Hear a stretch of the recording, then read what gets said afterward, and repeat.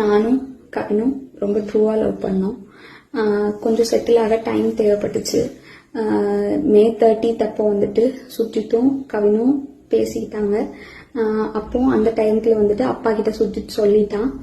அப்பா வந்துட்டு இந்த மாதிரி லவ் பண்றியான்னு என்கிட்ட கேட்டப்ப இல்லப்பா நான் லவ் பண்ணல அப்படின்னு சொல்லிட்டேன். ஏன்னா கவின் என்கிட்ட டைம் கேட்டிருந்தான்.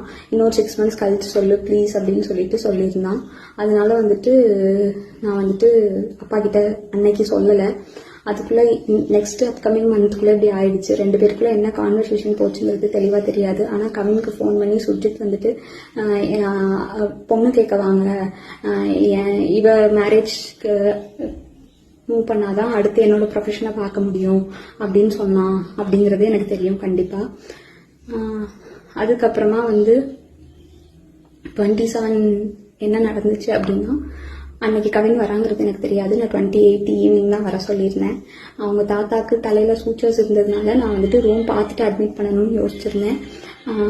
அப்போ வந்துட்டு ஆஃப்டர்நூன் மங்கம்மாள் சாலைக்கிட்ட வந்து நின்றுட்டு தான் எனக்கு வந்துட்டு தெரியவே செய்யும் அவங்க வந்திருக்காங்கன்னு சொல்லிட்டு. ஸோ டைரக்டாக அவங்க நான் அங்கே ஐபிக்கு கூட்டிட்டு போயிட்டு கவின் உள்ள வந்தான். பட் அவங்க அம்மா கிட்டையும் மாமா கிட்டையும் மட்டும்தானே பேசிட்டு இருந்தேன். பேசிட்டே அப்படியே கவின் வெளியே போயிட்டான். அங்கேருந்து கிளம்புறப்பந்தான் அவங்க அம்மாவும் கிளம்புறப்பந்தான் கவின் எங்க அப்படிங்கிறதே நாங்கள் யோசித்தோம். நான் ட்ரீட்மெண்ட் ப்ரொசீஜர்ஸ்லாம் எக்ஸ்பிளைன் பண்ணிட்டு இருந்தேன்.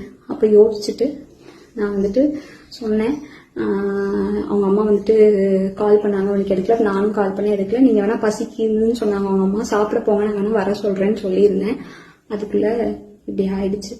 ஸோ வந்துட்டு இது தேவையில்லாமல் நிறைய இஷ்டத்துக்கு யாரும் வதந்தியை கிளப்ப வேண்டாம். உங்களுக்கு தோணுது எல்லாத்தையும் பேசாதீங்க. எங்கள் அப்பா அம்மாவுக்கு இதில் எந்த சம்மந்தமுமே கிடையாது, அவங்களுக்கு தெரியாது. இதை இதோட விட்டுருங்க. அவ்வளோதான்.